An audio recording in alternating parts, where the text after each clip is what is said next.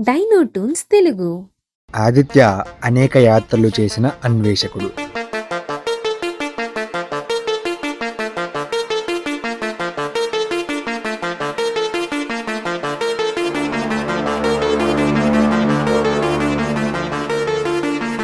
అతని నిఘంటువులు, చారిత్రక శాసనాలు అతని జీవితం.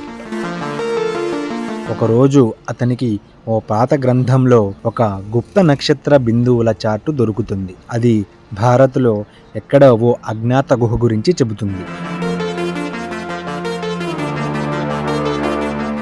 ఆదిత్య తన స్నేహితుడు మరియు భౌగోళిక శాస్త్రజ్ఞురాలు అయిన కవితతో కలిసి ఆ ప్రదేశాన్ని చేరతాడు.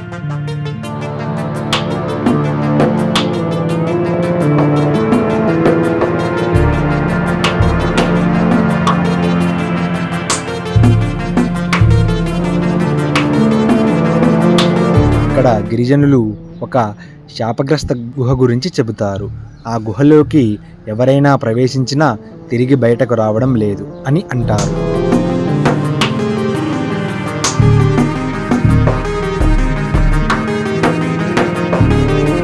ఆదిత్య, కవితు మరియు అతని ఇద్దరి మార్గదర్శకులు రవి మరియు బహీర్ అడవిలోకి అడుగులు వేశారు.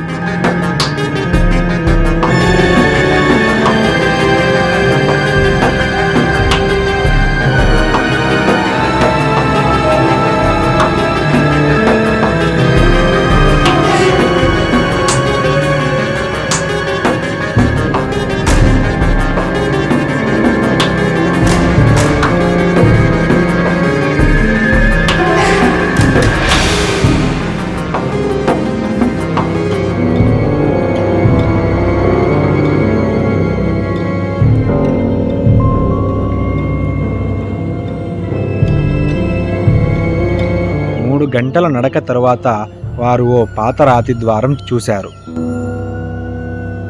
దానిమీద మిశ్రమ శైలిలో రాసి ఉంది, జీవన్ ద్వారం, ప్రవేశించిన వారికి వాపస్ దారి లేదు.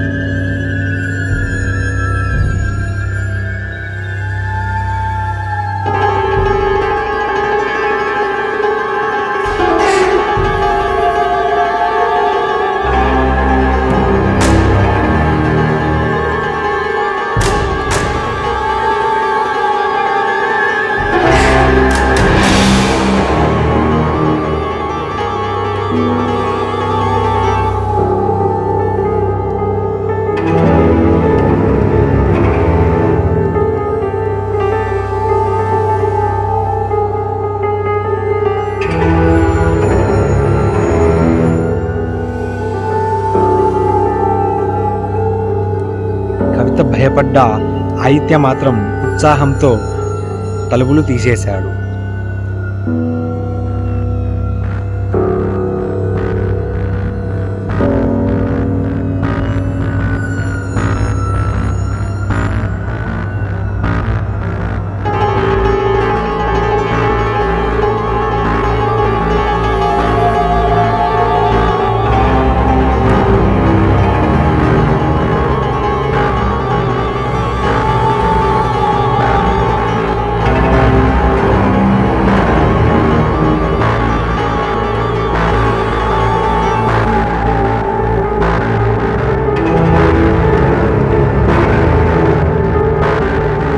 లోపల చీకటి.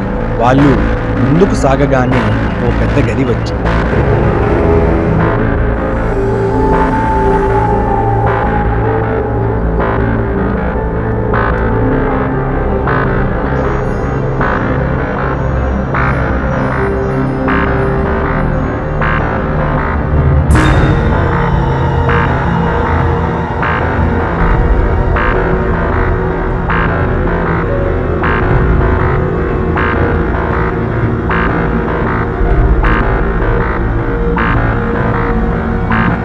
మధ్యలో ఓ పాత డైరీ.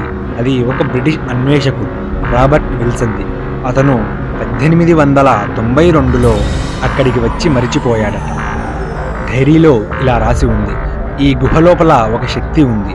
అది మన మనసులోని భయాలను అర్థం చేసుకొని అవే మనకు ఎదురుగా సృష్టిస్తుంది. ఇది భయానక గుహ కాదు, ఇది మన అంతరంగపు అద్దం.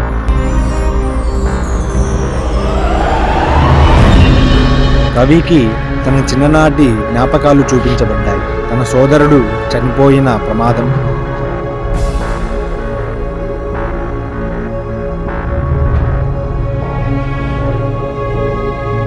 కవితకి చీకటిలో తన తల్లి మృతదేహం ప్రత్యక్షమైంది.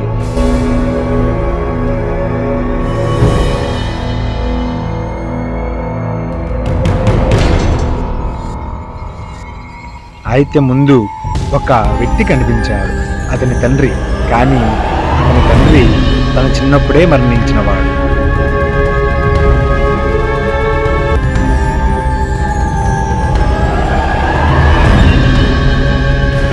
అందరూ భయంతో కలవరపడుతుండగా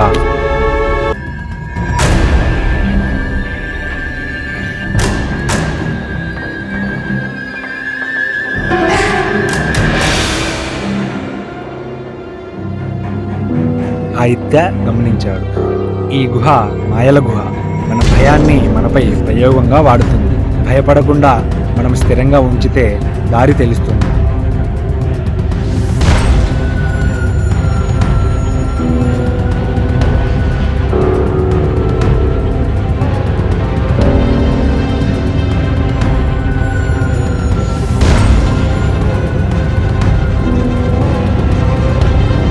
వాళ్ళు ఒక పాత రహస్య ద్వారాన్ని కనుగొన్నారు. తాళం ఒక రహస్య పదంతో తెరవాలి. నిర్భయం. ఆ పదం పలికిన వెంటనే ద్వారం తెరిచింది.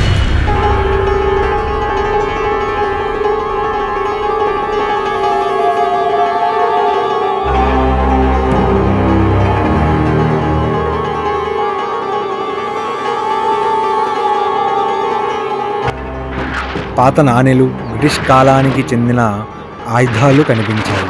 ఇది వాస్తవానికి ఓ రహస్య నిల్వగదిగా రాబర్ట్ విల్సన్ గుహలో చిక్కుకుపోయి చివరికి అక్కడే తన డైరీ వదిలి చనిపోయాడని తెలుస్తుంది. ఒక పుస్తకం కనిపించింది. అది ఆఖరి లిఖితం అని పైన ఉంది. ఆ పుస్తకం చివరి పేజీలో రాబర్ట్ విల్సన్ తన గడియారానికి చివరి టైం గీసి ఇలా రాశాడు: ఈ గుహ ఒక శాపం కాదు, ఇది పరీక్ష.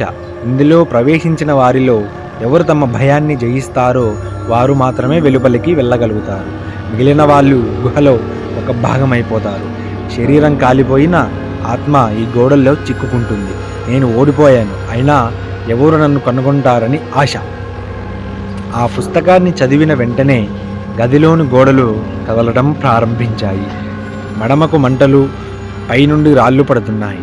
కవిత భయంతో ఏడవడం మొదలుపెట్టింది. అప్పుడు ఆదిత్య గట్టిగా అరవటం ప్రారంభించాడు. మన భయమే మన శత్రువు, మన నమ్మకమే మన ఆయుధం.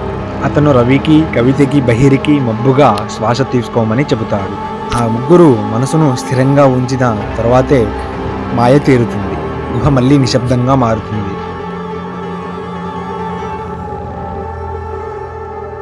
ఒక తెల్ల దారి కనిపిస్తుంది. అది బయటకు తీసుకెళ్తుంది.